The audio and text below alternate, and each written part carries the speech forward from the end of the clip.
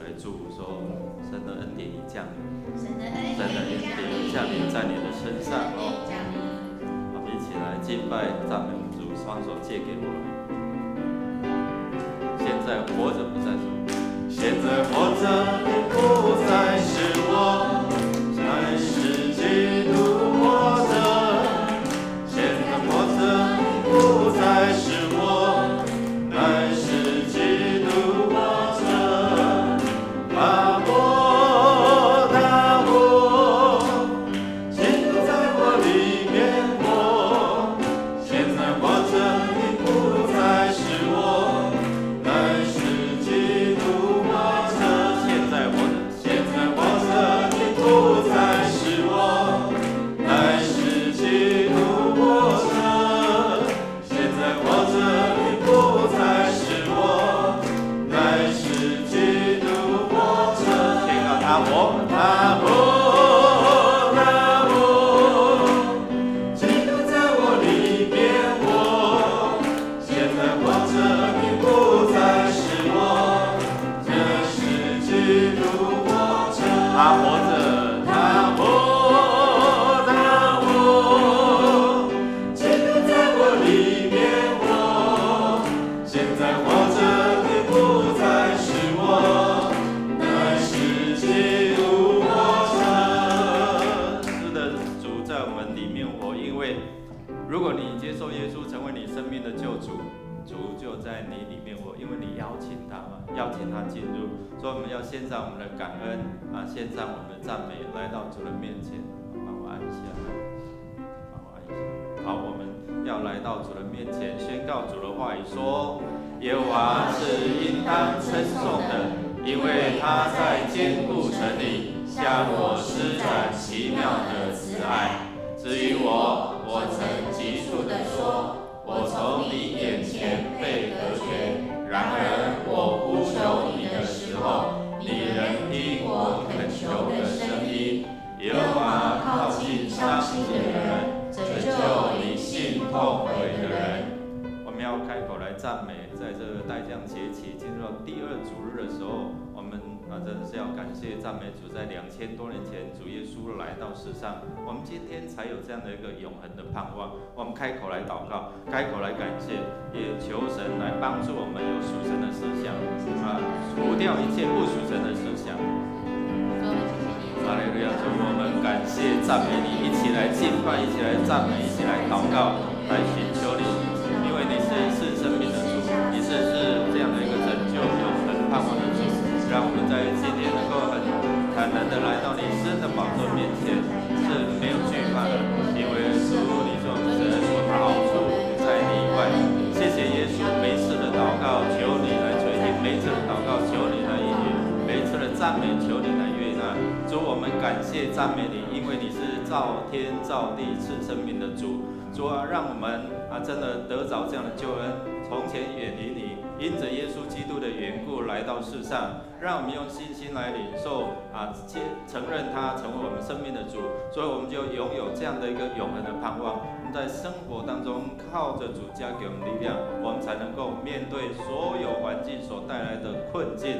主啊，我们感谢赞美你，因为你给我们气息，给我们有这样的一个能力，所以我们要赞美你，也除掉一切不属神的思想，除掉一些拦阻我们亲近神的障碍。愿你与我们同在，悦纳我们的敬拜祷告，靠耶稣基督得胜的名求。阿们。请坐，弟兄姐妹，我们一起来为国家、为城市来祝福。神的话一起来宣告说：谁敬畏耶和华，耶和华必指示他当选择的道路，他必安然居住，他的后裔必承受地土。耶和华与敬畏他的人亲密，他必将自己的约指示他们。我们要为国家、为我们的城市来祝福你如果看网络的新闻那个拜登的顾问就说要小心有时候一夜不小心一夜起来就对岸会攻台这样有很多这些的讯息，可能造成给我们有这样的一个惶恐但唯有耶和华这位上帝才能够保护我们。所以我们要为最近沸沸扬扬的这个莱猪或者这一些的争议经济上的我们看到很多这些对我们国内食安的问题国防的问题我们要为执政掌权的总统、院长、文武百官有智慧最重要，他们要敬畏上帝敬畏上帝，给他们有智慧，能够做正确的决策，不违背人民这块土地所有的这样的政策我们开口来祷告，我们求神来护卫着我们，保护我们，脱离对岸一切的威吓，一切的这样的一个威胁。我们开口来祷告，求主来掌权。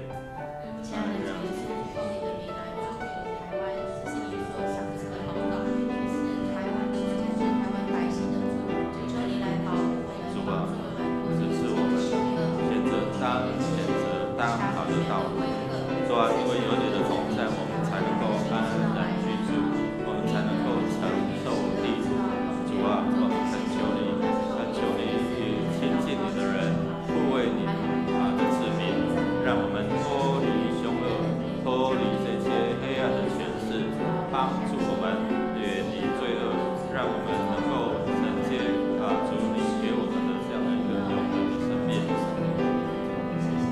主耶稣，你是台湾的主，你恩待台湾，在这波的疫情当中，依然能够成为世界的祝福。但求你给我们有警醒的心，让我们看到面对最近有一些确诊的却不知去向，所以我们恳求施恩的主，让这些人尽快被找到，不会成为传染蔓延的一个管道。主啊，求你继续伸出你慈爱的手，护卫着台湾，不管是内忧，或是外患，或者是无形当中看不见的这一些的仇敌，这些瘟疫，求你用你的恩典成为慈爱的盾牌，护卫着台湾，护卫着你的百姓，因为还有敬畏你的人为这块土地执政掌权的在野人在守望祷告，愿你施恩赐福垂听我们的祷告，让我们可以安然居住。祷告靠耶稣基督得胜的名，阿门。我们要为着我们身心灵的需要来祷告我们一起用上帝的话一起来说：耶和华要保护你，免受一切的灾害，他要保护你的性命，你出你入，耶和华要保护你，从今时直到永远。我们再一次好吗？把那个你改成我，好，一起来。耶和华要保护我，免受一切的灾害，他要保护我的性命，我出我入，耶和华要保护我，从今时直到永远。当你读圣经的时候，就成为你的祝福。宣告你把它改成我，这样每一天在做祷告宣告的时候，让上帝的恩典、慈爱、医治、供应就临到在我们身上当中。如果你有需要在身心灵健康在这5方面你需要的被祝福的，你就可以站立起来，或是原地坐着，我们一起来祷告。每一次的祷告都要看见神恩手来掌权、来医治、来供应。如果你在这几方面有需要，你就站立起来，我们一起来祷告。我们开口来祷告，宣告神的医治、上帝的医治、上帝的供应、上帝的慈爱、上帝的带领，充满在我们身上，让上帝大能的医治充满在你的心，你的这样不舒服的地方，或者是奉主的名来斥责这些癌细胞离开我们弟兄姐妹。奉耶稣的名，主，我们奉你的名来到你神的宝座面前。你是耶和华拉法，是医治的主；你是耶和华以勒，是预备供应的主。主啊，你是我们的牧者，我们必不致缺乏。主，谢谢你，让我们能够倾心吐意来到你的面前求你施恩赐福。主啊，你知道我们难处，我们常常有很多不可能的思想、负面的思想，这些不属神的思想在掌管我们的心思意念。主啊，我们邀请你来，既然你在我们里面活着，就帮助我们除去一切不属神负面的思想，让我们知道在神凡事都能。主奉你名来宣告，你医治要降临在我们当中，你的供应要降临到我们当中，你的护卫、你的保护、你的平安要降临在你的子民的身上。主，谢谢你，当我们呼求你的时候，大大张口的时候，你就大大充满，你应允我们的祷告，垂听我们的祷告，怜悯我们的祷告，让我们来到你生命面前，这样的一个领受，这样的一个得着，成为蒙福的人。祷告靠耶稣基督得胜的名求，阿们。最后，我们要为了主日来守望来祷告，用主的话一直来宣告说。耶和华拯救我的神啊，我昼夜在你面前呼吁，愿我的祷告达到你面前，求你侧耳听我的呼求。我们的祷告好像是义人的祷告，神要垂听义人的祷告，让我们什么是义人？就是你得着这个救恩，蒙拯救的被神看为义的是因为有耶稣基督的救赎，所以我们的祷告能够蒙到上帝的垂听。我们一起来为了这一些的事工，今天的主日礼拜，为牧师来祝福来祷告，让牧师能够传达按着正义来传达上帝的话语，也为了第5区文杰长老明年是松辉长老。为小组长永成执事为永成弟兄，还有文杰长老文成长老，还有就是我们另外也有带分支组的文杰长老，我们为他们来祝福来祷告，让上帝的话语进入到我们的心里面，也祝福今天我们要就任的这些新任的长职同工所有的这些的核心同工，我们一起站立，来到主的面前，我们开口来祝来祷告，愿神的能力充满在我们当中，愿神的应许充满在我们当中，开口来祷告。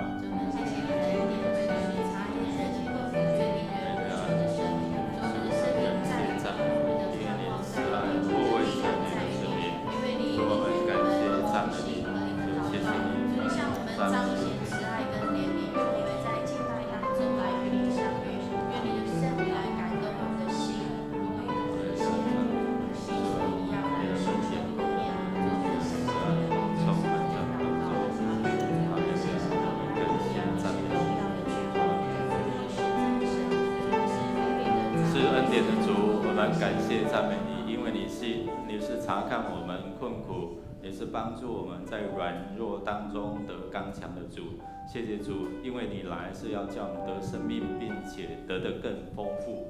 主要让我们在预备这样的一个待降节期的这样的一个预备的时候，是给我们足够的信心面对世代所带来的困境，因为有你的同在，我们就不惧怕；因为有你所赐的能力，我们就能够胜过这一些软弱跟困境。主啊，谢谢你，我们也一起用主祷文，要同心来祷告说：我们在天上的父，愿人都尊你的名为圣，愿你的国降临，愿你的旨意行在地上，如同行在天上。我们日用的饮食，今日赐给我们，免我们的债，如同我们免了人的债，不叫我们遇见试探，救我们脱离凶恶。因为国度、权柄、荣耀，全是你的，直到永远。阿们。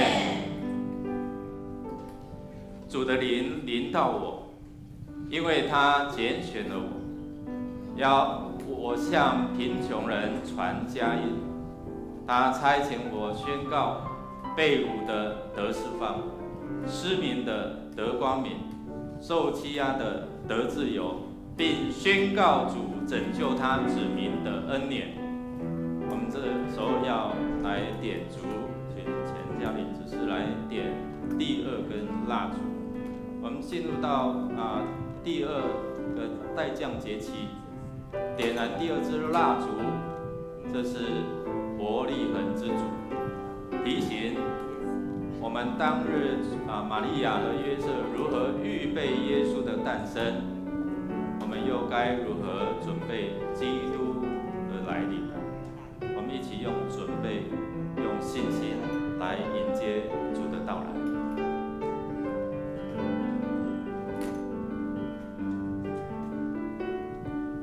哈利路亚！让我们拍掌夸胜，击掌欢呼，因为神的恩典已经降临了。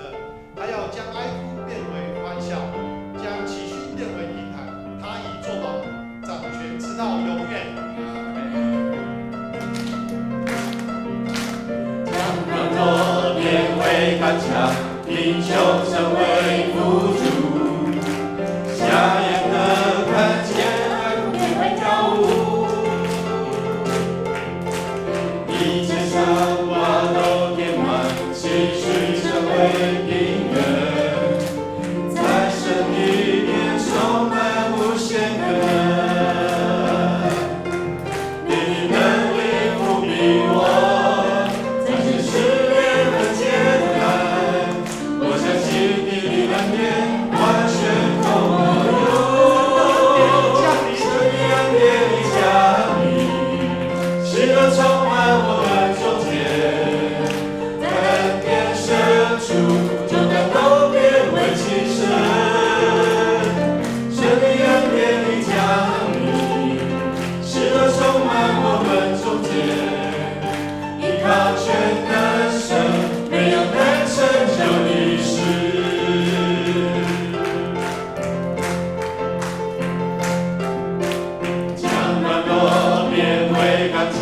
贫穷成为富足，瞎眼的看见，爱哭变为跳舞，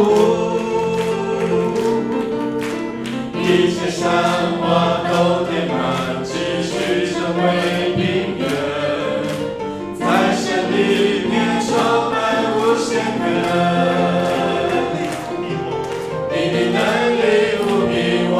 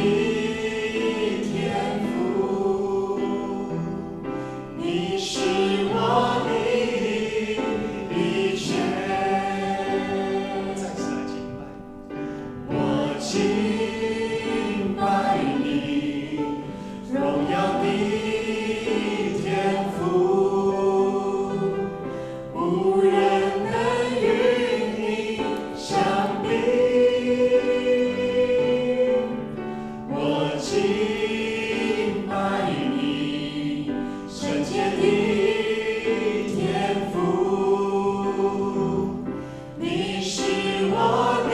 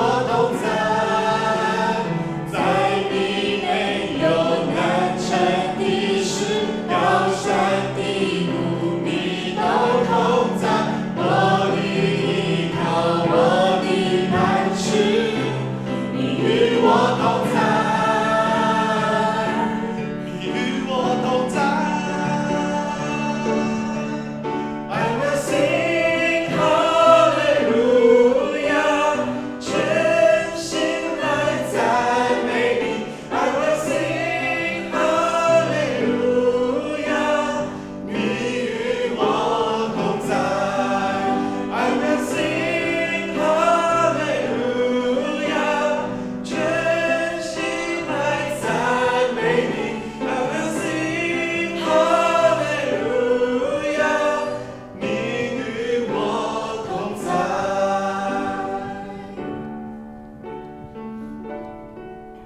我敬拜你，荣耀的天父，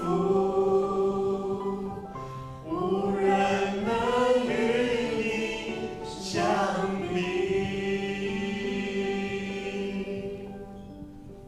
主耶稣，我们要感谢你，谢谢你为我们为我们的罪上了十字架。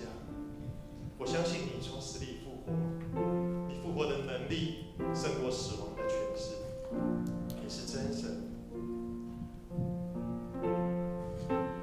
你是世界的主，超乎万民之名，直到永远。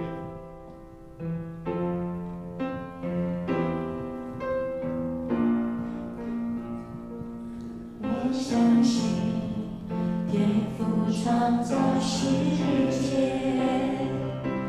我相信耶稣死里复活，我相信神灵住在我心，赐给我宝贵极大能力。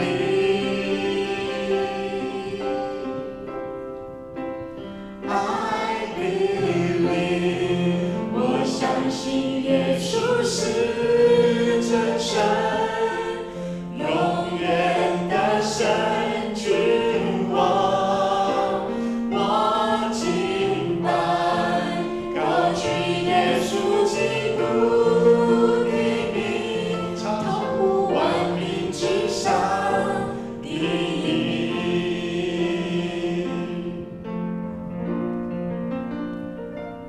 我相信天父创造世界，我相信耶稣死里复活，我相信神灵住在我心，赐给我宝贵极大能力。I believe， 我相信耶稣是真神，永远的神君王。我敬拜，高举耶稣基督的名，超乎万民之上第一。耶稣是主，耶稣是主，耶稣是主，失望的路口，你在哪里？奋不顾能胜过生活的能力。耶稣是主，耶稣是主，万膝要跪拜，万口承认，耶稣基督世界的主。I believe， 我相信耶稣是真神，永远的神君王。我敬拜，高举耶稣基督的名，超乎万民之上第一。I believe， 我相信耶稣是真神，永远的神君王。我敬拜，高举耶稣基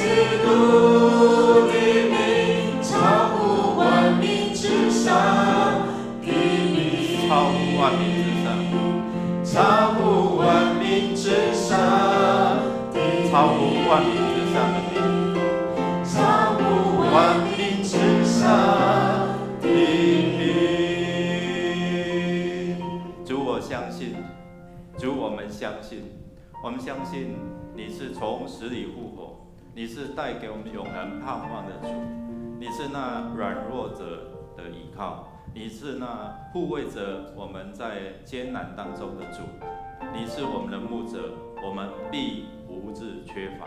主，我们相信我们的好处不在你以外。主啊，你的名字超乎万民之上，求你帮助我们认识你是唯一的真神，你是造天造地是生命的主，让我们俯伏敬拜在你的面前，恭敬的来领受主你的话语。愿你的圣灵运行在我们心里的黑暗，除掉一切拦阻我们亲近主的障碍，让我们能够坦然无惧来到主你施恩的宝座面前。当我们用信心大大来张口的时候，主你的灵就大大充满在我们的生命在灵里面，让我们的思想、情感、意志都是属神的。谢谢主垂听我们同心合一的祷告，靠耶稣基督得胜的名求，阿们。弟兄姐妹，大家平安。我们当中有没有第一次来与我们一同敬拜的弟兄姐妹？如果没有，我们一起来看周报的消息。今天是代降节的第2主日，我们透过点烛的服事同工，还有代降的这样的一个节期，这些的资料在第11页。我们从12月起启动秋冬防疫专案进入教会务必有戴口罩以免受罚。我们在今天这个主日我们在第2场礼拜当中会举行长职及核心同工的就任，长老有田处瑜、严吉慧、廖松辉，执事有王玉金、简国渊、李佩如、李淑清。今日在1点会在401教室来召开长职会请新就任的长职一起来参加。我们在开完长职会之后，我们在501教室召开小会也一样，请新就任的小会员一并来参加。我们明年1月3号我们会举行2021年的第一次圣礼典。如果要受洗报名的我们在12月20号前向牧师还有行政干事来报名，请我们把握住这样的一个机会。那我们在新的一年度我们在家有爱爱你幸福，那配合我们的阅历很可爱找到幸福请我们向小组长来领取一个居所1份。你说牧师，我有2间房子了，那你就可以领2份这是神给你的祝福。另外也补充报告，那明年我们在推动祷告的用书明年会用思念神的名。那这本原本是235元。那如果你是本教会的，你要参加我们的小组，那你可以透过成人牧区来补助，一本是150元你可以在向小组长来登记在12月20号起向我们的小组长或者是教育部的同工来领取这本书并且要缴交150元的费用。那我们在2020年的圣诞节相关的活动，我们有播在11页。那我们12月24、25今年是比较有外展到青埔的星光影城因为他透过福昌长老来找教会，那也他们今年开幕透过这样我们需要有圣诞老公公还有邮接报佳音的志工我们可以在楼下有这样的登记。那当天3点于教会集合出发啊，教会会安排交通跟晚餐，名额有限哦，在1楼的公布栏来登记。12月24号、25号就是上班期间，然后那如果你的时间允许啊，我们在5点下午5点跟7点这个当中哦，请把握住这样的一个服事的机会。好，那我们登记到今天哦，有这个双钢印的口罩哦，那一盒是50片200元，如果要订购的到今天为止在楼下你现场缴费，那之后你会拿到这样的一个口罩因为现在疫情秋冬的季节可能会有这样的蔓延的疑虑，所以我们还是就是保护我们自己有储备足够的这样的一个口罩。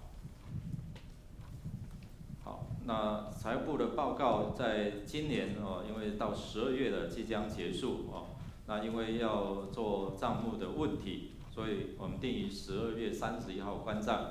如果需要在本年度用，你是透过信用卡奉献的请在12月20号前奉献刷卡那其他现金的奉献就不受限，在12月就最后一个礼拜来奉献那12月20号以后就是你用现金来奉献。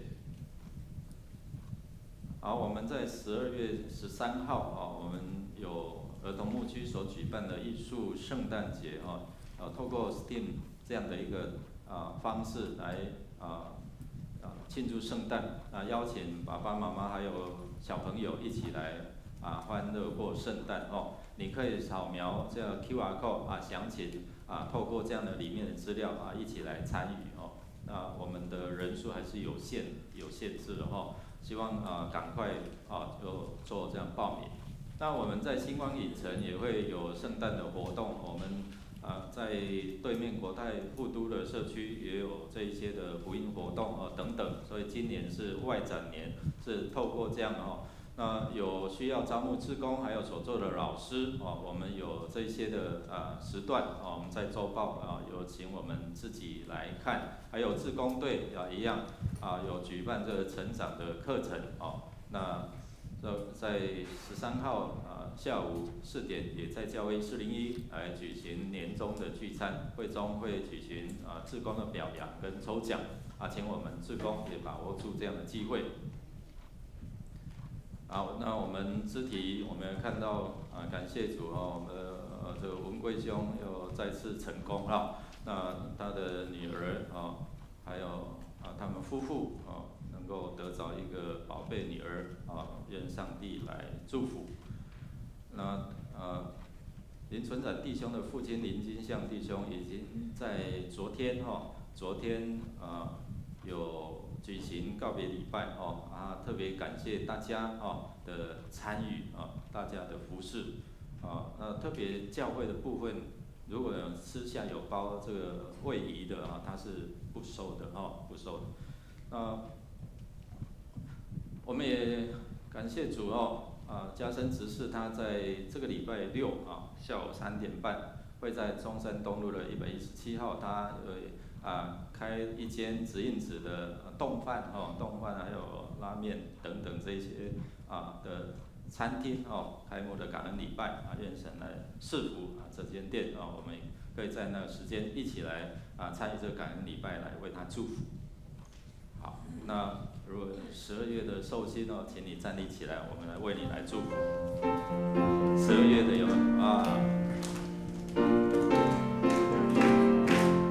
祝你生日快乐，祝你生日快乐，祝你生日快乐，祝你生日快乐 Happy birthday to you, Happy birthday to you, Happy birthday to you, Happy birthday to you。 拍手来祝福，我们一起来祷告。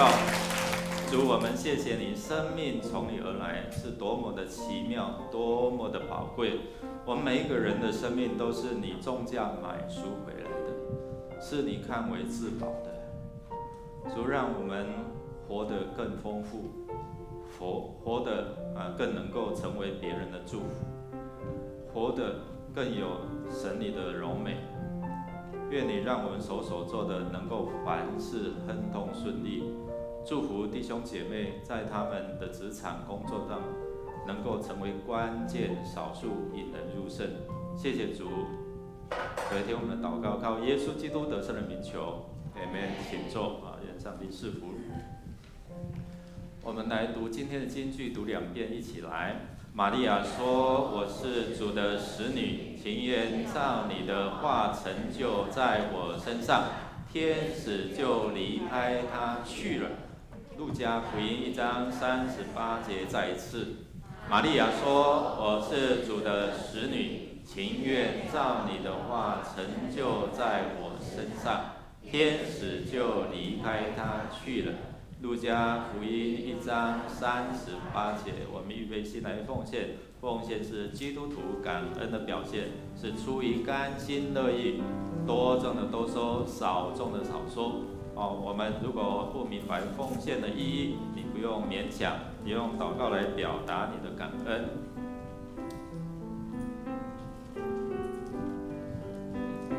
献上感恩。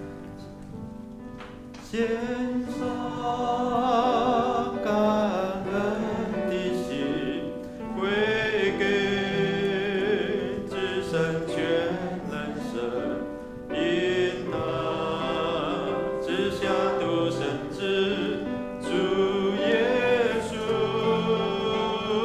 基督，献上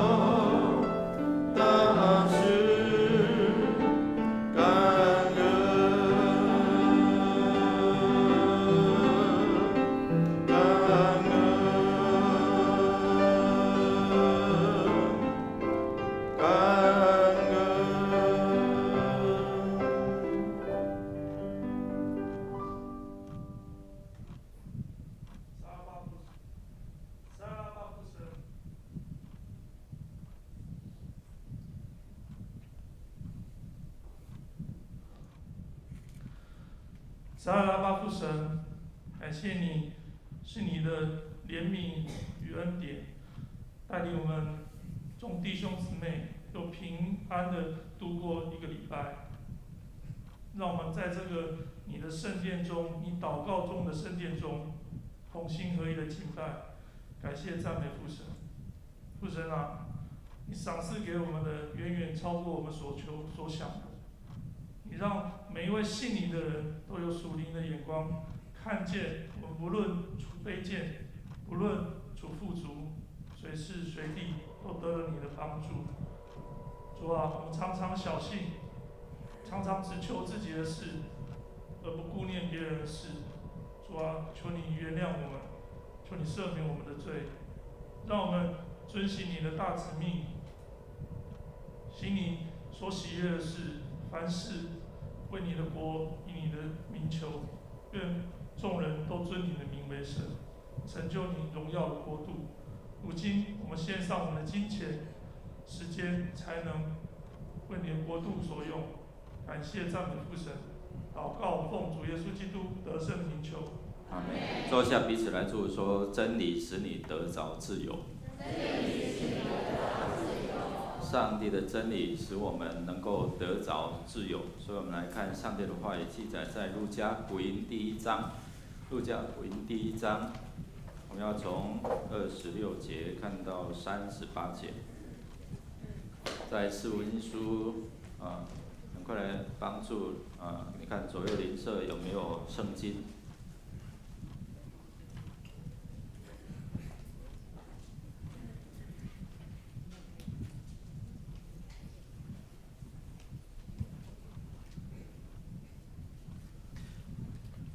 路加福音第1章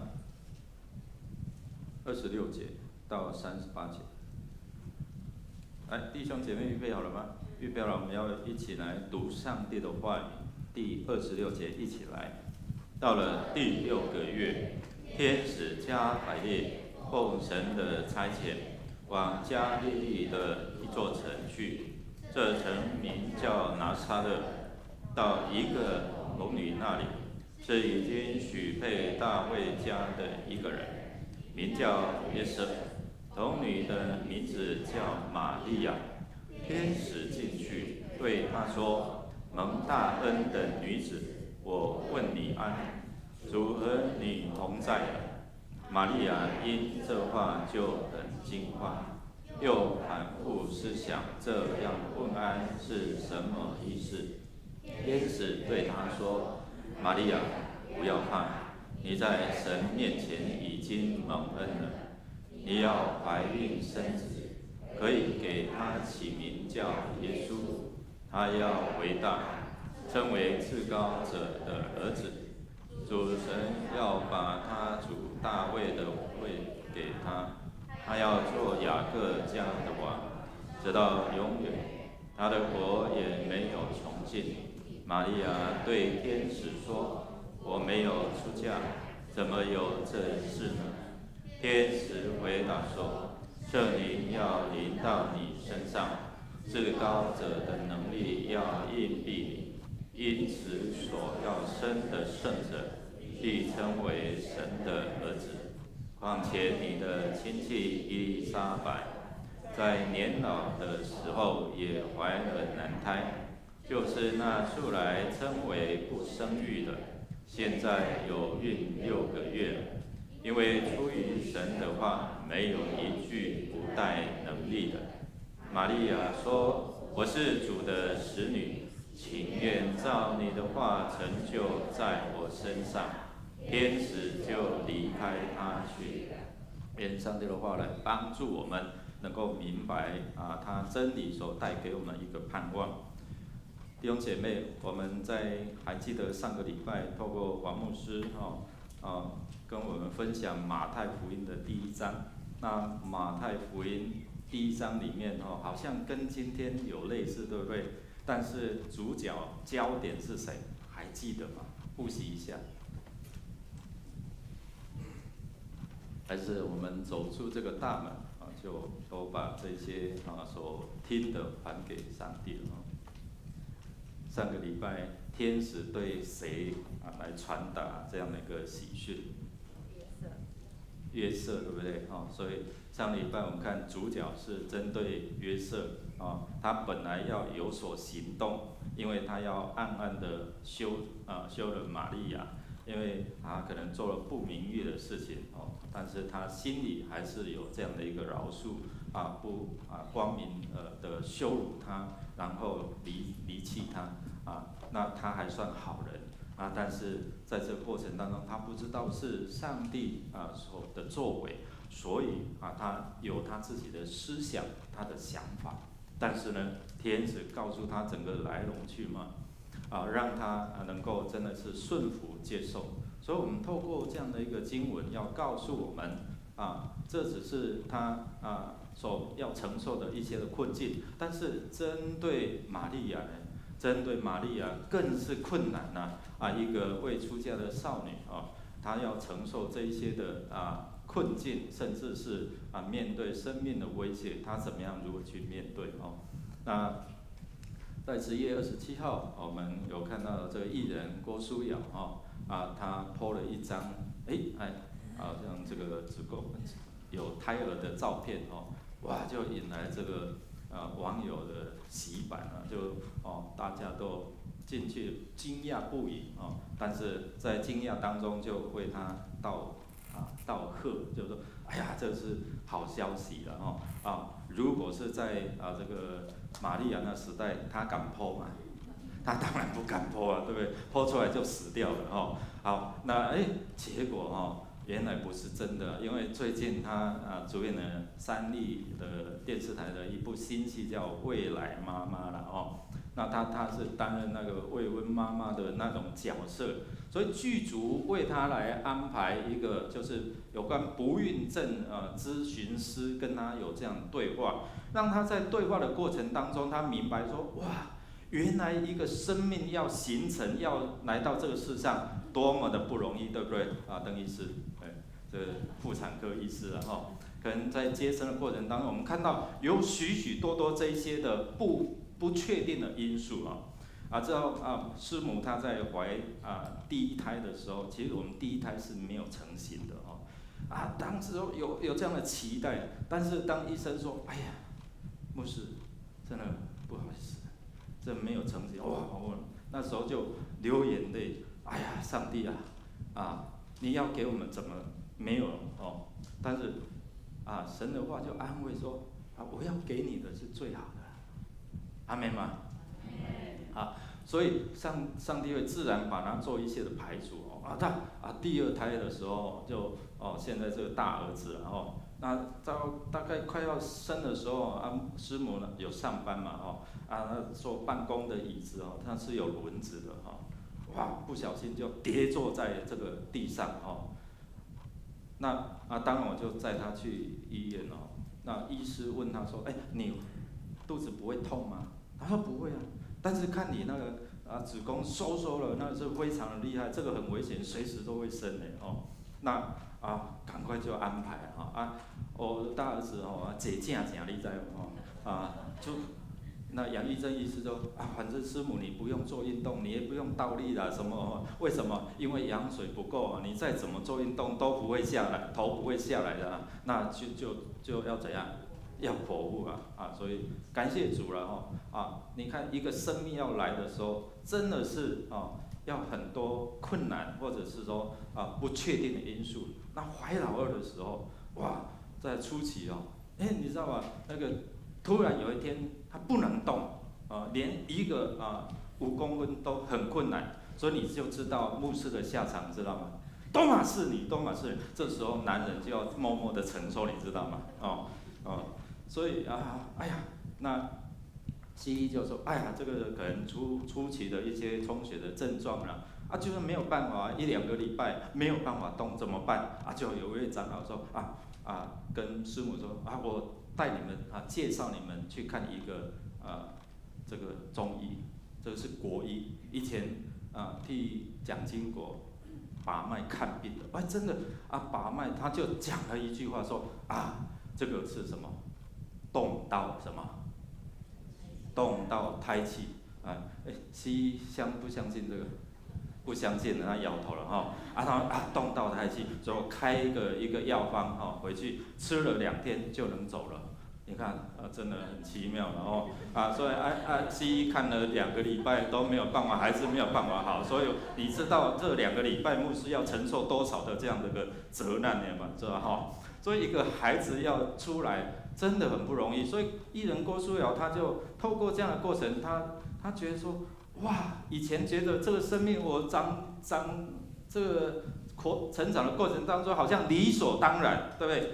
有人不珍惜生命，甚至会自毁生命这样或是伤害自己，他就有一种忏悔愧疚这样所以我们看到一个生命多么不容易，特别是想要怀孕的这些的夫妇们不容易特别是现在最近的报道说什么？如果要怀孕现在不孕的大概10对有7对，所以你看越来越困难，整个环境的变化压力好，那我们来看这个玛利亚，这个是牧师在拿撒勒这个玛利亚他家造的了这个雕像就是右边是天使加百列左边是玛利亚，就天使加百列跟玛利亚说，我要报告你一个好消息玛利亚听了，如果你是玛利亚，你听的是好消息还是不好的消息？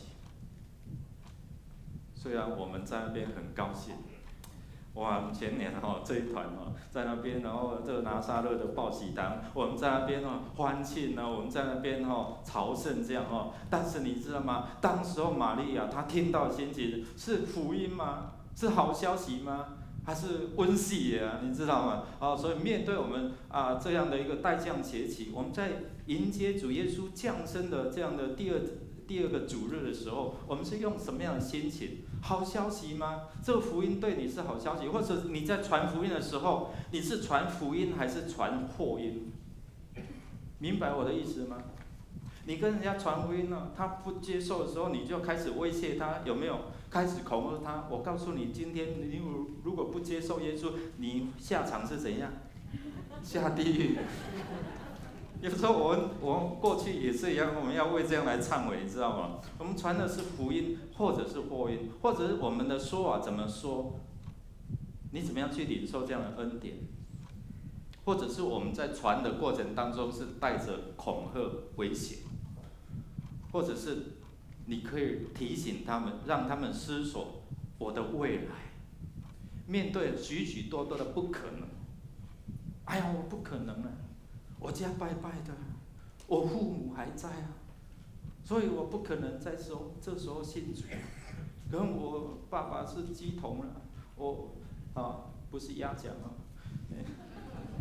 我家庭有什么样的因素可能影响到不可能。等一下我们看到很多的不可能，但是为什么神能够呢？我们要认识这位逆转，让不可能成为可能的上帝，并带领顺服，让他指引我们人生的方向。所以今天我们透过生命当中传福音，或者是传祸音，我们看到加百列他对约瑟传的是福音还是祸音？你怎么要让我接受一个不明不白的这个孩子来？可能不贞洁的这个妻子，你要让我娶过她娶她过门吗？对玛利亚来讲，这更是一个不可能的。对伊丽莎白，对这个祭司他所面对的伊丽莎白她不能生育。我们来看这个祭司他怎么样去面对撒迦利亚他怎么样去面对天使对他所讲的话？他是一个祭司，应该很有信心，对不对？你们大家都认为牧师你应该很有信心，对不对？对不对？都点头了，对不对？但是牧师也是人，祭司也是人，他有时候我们会看到自己的身体、自己的状况。我怎么有可能假个七老八老那我的太太伊丽莎白也是年老了，所以我就上父讲啥无生囝真拼的啦不能说没有了，真拼的啦但是这时候撒迦利亚他有一个心情，就是能结过线，懂吗？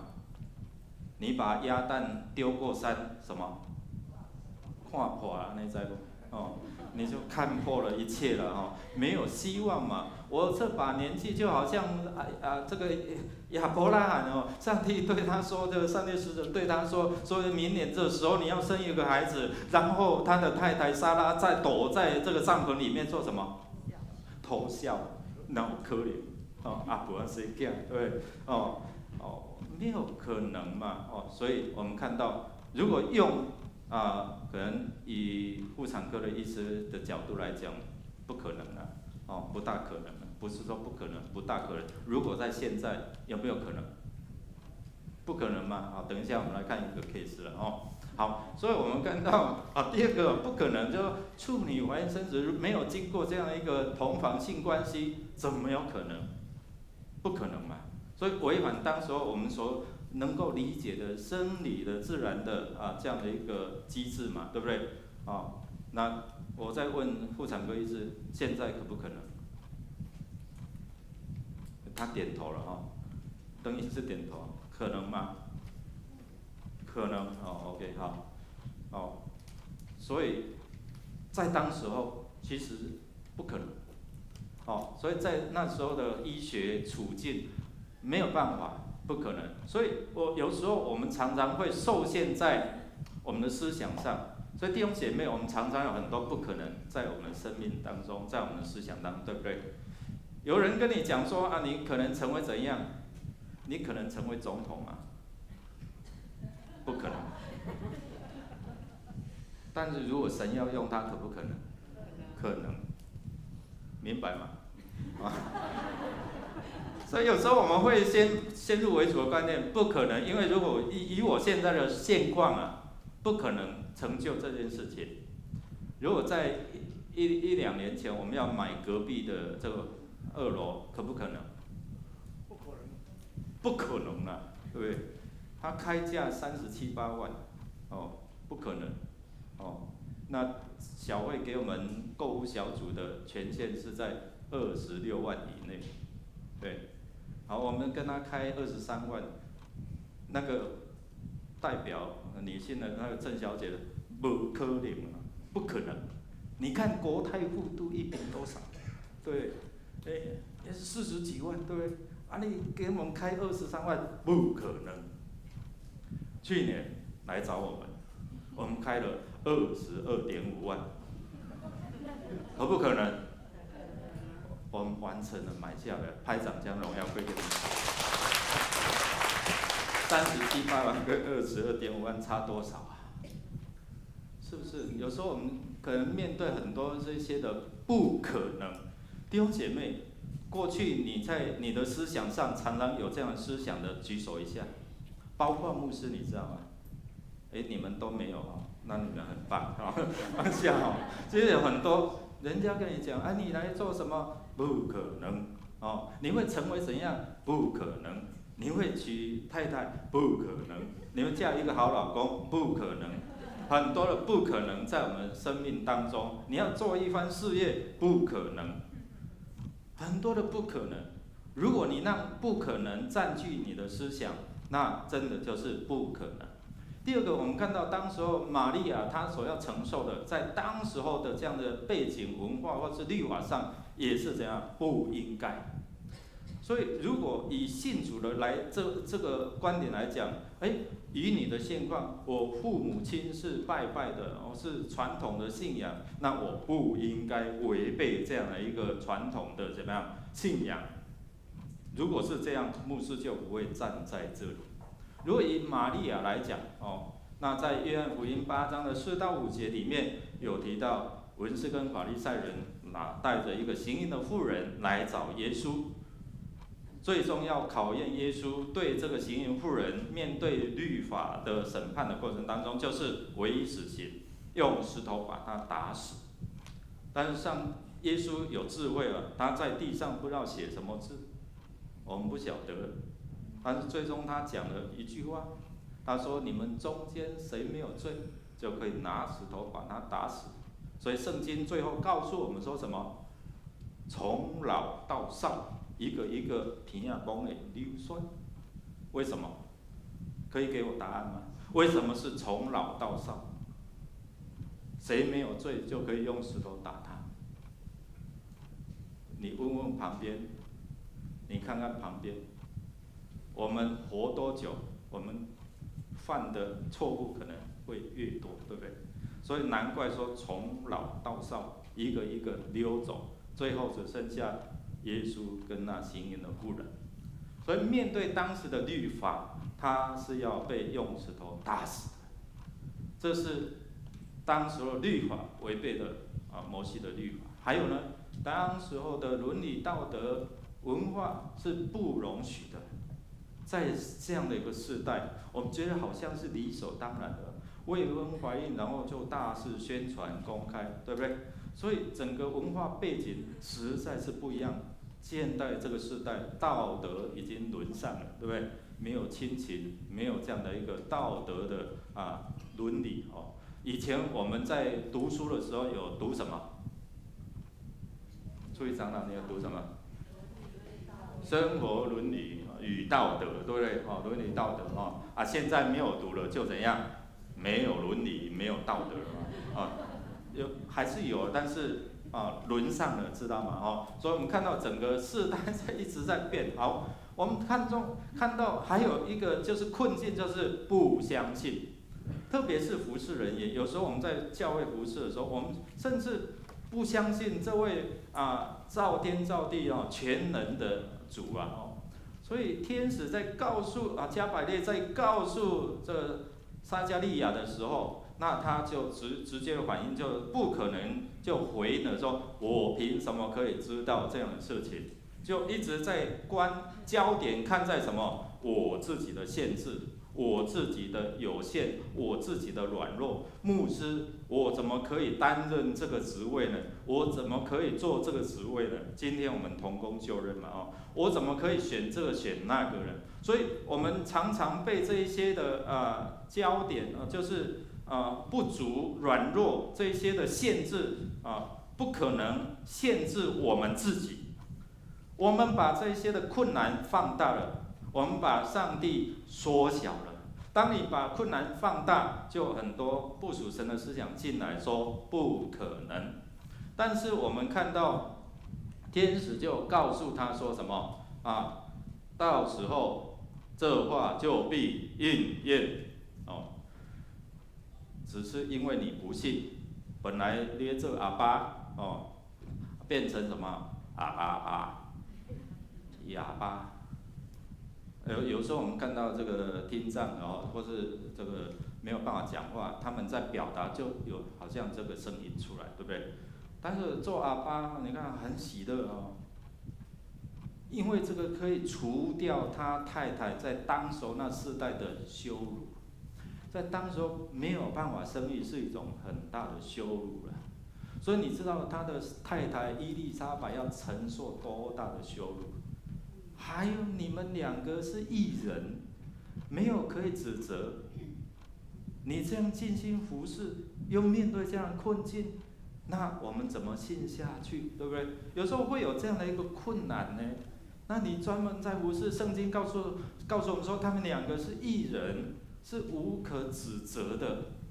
但是为什么会面临这样？但是我们没有晓得上帝有他奇妙的作为。但是这一个撒迦利亚这个祭司，他竟然不相信天使加百列告诉他的，所以天使告诉他说：因你不信，所以你必成为哑巴，直到怎么样，这个孩子生出来，你才能够开口。我在思想这段的经文里面看到说，有时候我们要承受这样上帝的恩典祝福的时候，却不能说出来，他怎么能够比手画脚？人家看到他出来不能讲话，问他什么事情，他只能够没有办法比手画脚，大家没有办法猜出来，最后才对，那这是什么意思？没有办法明白，因为照他的状况，照他太太的状况，不可能，对不对？我们都受限在这一些的思想上。但是天使就告诉他说，可能不会因为你的不信不能成就。那你要暂时没有办法讲话，意思就是说，这个时候你没有办法开口来向人见证上帝奇妙的作为。弟兄姐妹，有时候因为我们的不信会阻碍神的荣耀，因为你的不信，我们没有办法向人来诉说上帝奇妙的作为。玛利亚其实他也不是不相信了，而是有一些的一点点的不相信、怀疑，因为面对这样状况从来没有过。玛利亚对天使说：“我没有出嫁，怎能有这样的事情？”意思就是说，我没有经过同房这件事情。用这样的一个人跟人之间男女之间的性关系同房，怎么会有这样的事情？这跟我们古代的话，绝对会有这样的想法吗？不可能我没有出嫁，我没有透过这一些的关系，我怎么能够有这样的一个发生呢？我去了解一下，其实不是他不相信，说那没有这样的一个方式，用什么样的方式才能够成就？因为从1章46节以后，他的尊主颂，我们就看出他心里有相信上帝的话语，所以后面才有说情愿让这事情发生在我这卑微的使女的身上。弟兄姐妹，你心里相信这位复活的主是可以带给我们新的盼望、永恒的生命吗？所以我们看到玛利亚，她在尊主颂的过程当中，她说：“我一起来，我心尊主为大，我灵以上帝我的救主为乐，因为他顾念他使女的卑微，从今以后万代要称我有福。”蒙恩的子女，这时候我们看到一个蒙福蒙恩的女子。有主恩的同在，这个是天使来告诉他说，你的未来是这样。但是你看，这是很大的挣扎哦。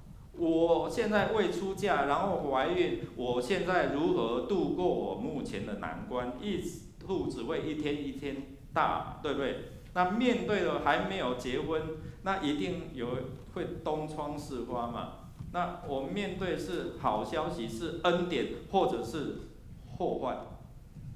他很挣扎，但是好啦，没有办法了，我就相信了，我接受了。所以他相信这位天使告诉他，他能够成为有福的，但是他还是会有行动，你知道吗？天使告诉他说圣灵的能力要复辟你，你不用担心你所面对这些的困境，甚至是生命的受到威胁。他因为这样的问题，这样的一个天使对他的回答，所以他还是有查证验证，他赶快跑去找他的表亲伊丽莎白，对不对？天使有告诉他说，更何况伊丽莎白已经怀孕了5个月的身孕，他去找他的时候是6个月，所以在6个月当中，真的呢，哇，上帝真的很奇妙，上帝在伊丽莎白她的身上所奇妙的作为，让她更加坚固来相信上帝的作为。所以圣灵会保护他、看顾他，让他能够避过这样的一个灾难、羞辱。所以他最后他说：“我情愿。”这个是包括他的心思、意念、情感啊。今天我们这些同工要就任呢，是形式上还是说我情愿？我情愿照主的话语成就在我身上。我心尊主为大，让我心思意念情感被上帝来使用。上帝使用玛利亚真的是淋漓尽致，因为如果没有他的尊主为大，他的顺服，今天我们不用坐在这里，我们没有这个救恩得着救恩可言啊。就因为他的顺服上帝的安排，因为他顺服他的相信，所以开创了人类未来的新的一个契机，一个命运嘛。所以今天不论是我们接受耶稣的不管你碰到什么困境，你都能够拥有属天来的智慧跟能力，除非你跟他没有连接、没有关系，你只是做一个挂名的基督徒。但是当你祷告连线的时候，你看有一些不可能就成为可能。我们当中最近有2对夫妇，过去是医生告诉他们要怀孕要得着这样的一个孩子是不容易的。在上礼拜我就对这位弟兄，我跟他请安，我说好久没有看到你太太了因为他太太是慕道者那曾经来他们为了这个不孕就没有办法有这样的怀胎牧师为他们来祷告他们寻求。那上个礼拜我问他，太太呢？哇，太太因为最近快生了啦，所以不方便来。我感谢主最近又买了一间房，说哇双喜临门这最近才信主的弟兄感谢主还有另外一对夫妇长得原本是瘤了，但是神就把它化成奇妙，让它成为胎儿。所以弟兄姐妹他们都在祷告见证会见证过啊，只是那个嘉诚弟兄哦，那一次刚好我不在，我没有听到，所以我才问他最近太太怎样。神的奇妙作为是让我们真的是眼未曾见，耳未曾听，人心未曾想过，你知道吗？但是当你情愿顺服，你相信的时候，主的全能话语带有权柄，使人复活。就好像伊丽莎白，她的身体原本是死亡了，对不对？好像跟撒拉一样，月经断绝了，没有那个生机了。但是因为神的应许，他的话语成就，因为他说有就有，怎样？命立就立。他从话语当中创造了世界，创造了生命。这位使无变有的神，也是让人能够经历到那从绝地能够成为一个祝福之地。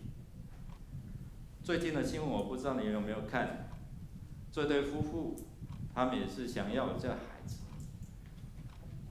透过这个冷冻胚胎27年，只有这1、2天的新闻，对不对？27年啊！我说现在的医学可以做到，好，透过这样的一个手术所以邓医师刚才说点头，如果照现代医学用人工的方法，对不对？植入然后有这样可爱的 baby， 但是我们看到神早可以，他能够使无变有。现在人所做的是从有变成有，从有的胚胎变成这样的孩子。但是神最奇妙就是超越这样的一个人所能够拥有的，是使无从无中生有。所以我们认识的，我们推这本书思念神的名，就是要帮助我们更认识到这位神的属性。他是从死亡中变为有，从无变为有的。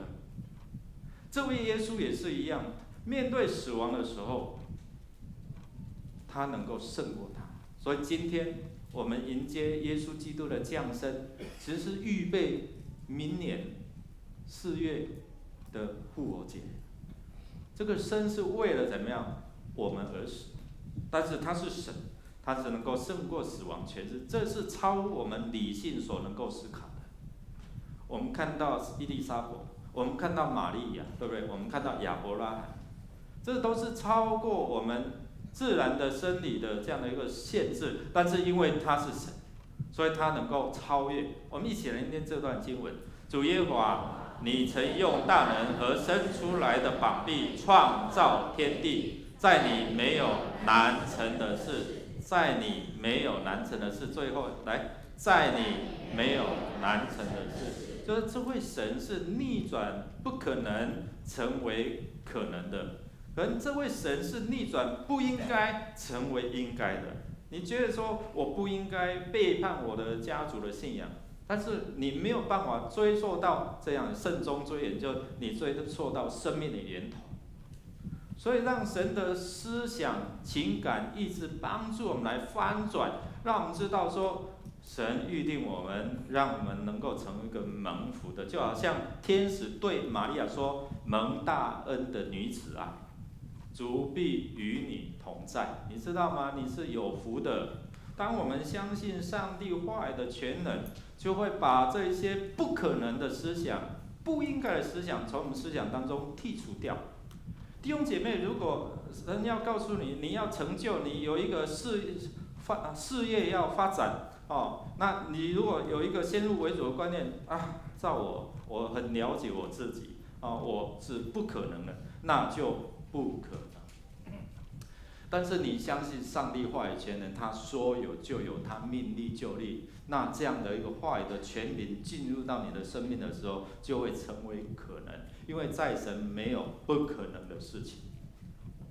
你可不可以像玛利亚一样，虽然她面对是多大的困境，但是依然能够对主说：“我情愿照主的话来成就。”你知道他说这句话是多么的大的勇气，因为他要面对死亡，面对羞辱，面对被赶出家门，面对被休妻这样的一个过程。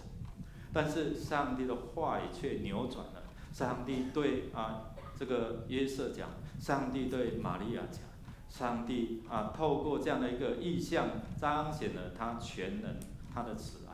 我们一起站立，我们来到主的面前，我们相信主的全能，主的话语的时候，那不可能的就要成为可能，不应该的，我不应该成为这样的一个基督徒，你要成为一个应该蒙福的基督徒。我们要看上帝的恩典，透过这样的一个话语的宣告，让恩典充满可能在你的生命当中。我们一起拍手来唱这首诗歌，回应主的恩典。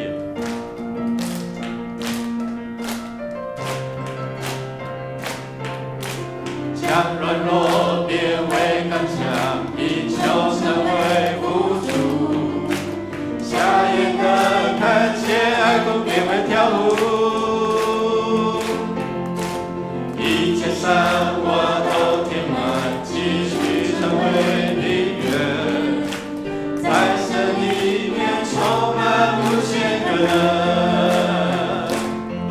你的能力不比我。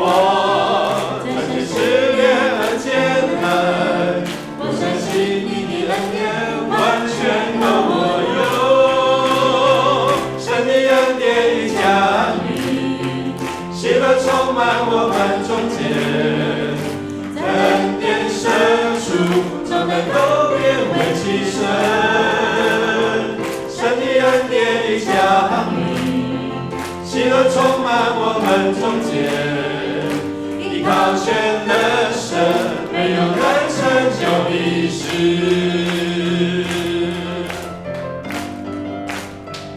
弟兄姐妹在唱的时候，宣告神的可能进入到你的生命哦。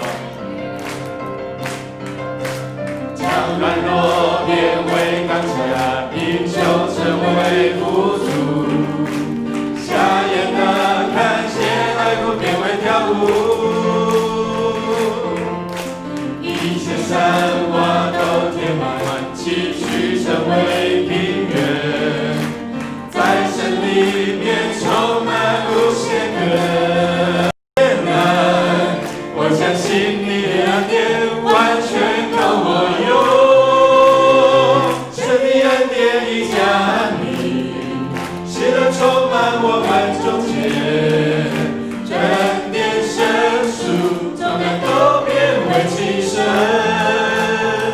神的恩典已降临，喜乐充满我们中间，依靠全能神，没有人成就。我们来宣告神的恩典降临，神的恩典已降临，喜乐充满我们中间，恩典深处，重担都变为轻省。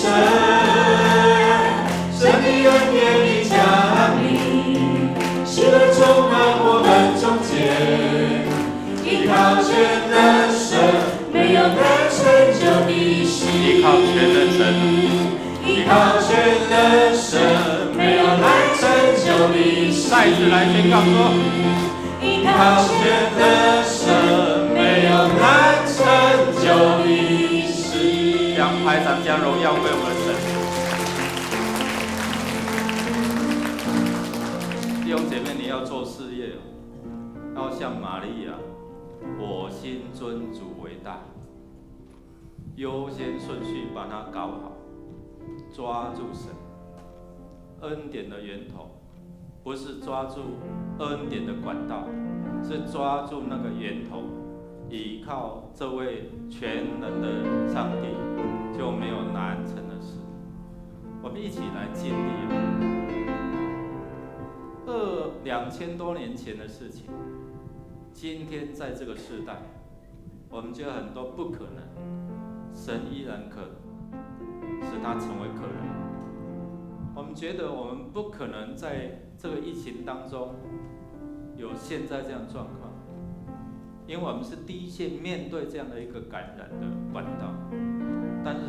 却使它成为可能，因为神的怜悯，上帝的怜悯。我们开口来祷告好吗？如果你现在有哪一些不可能的思想，说主啊，帮助我把这些不可能的思想除掉好吗？开口来祷告，开口来祷告。神的恩典要降临充满，先把这个障碍除掉。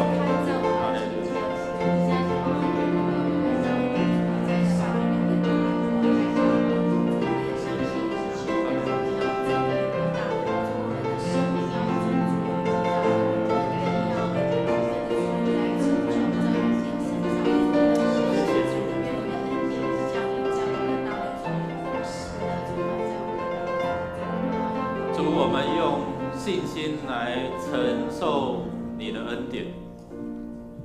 天使加百列对玛利亚说：“你这蒙大恩的女子啊！”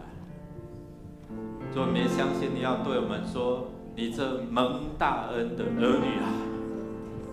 你要承受永恒的赐福，你要承受上帝恩典的降临。主帮助我们。不放大我们自己的不可能，不放大我们自己的困境，而是放大你的全能，放大你在我们生命当中的地位。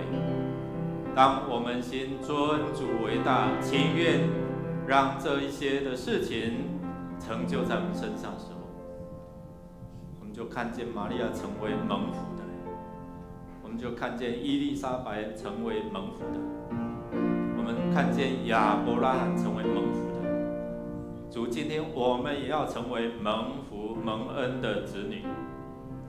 愿主耶稣基督你的降临，让我们有无限的盼望。天父上帝，用你的慈爱怜悯我们的不幸，我们心中的一些不可能，让你的慈爱护庇我们。主圣灵赐给我们有足够的信心，来到你施恩的宝座面前。当我们大大张口，你就大大充满你要赐给我们的，从今时直到永永远远。Amen。弟兄姐妹，请坐。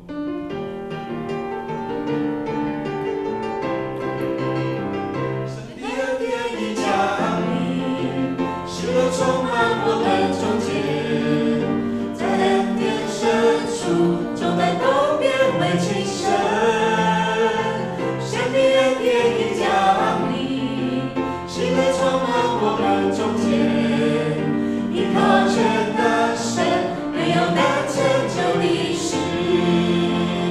神的恩典已降临，喜乐充满我们中间，在恩典都变为轻省，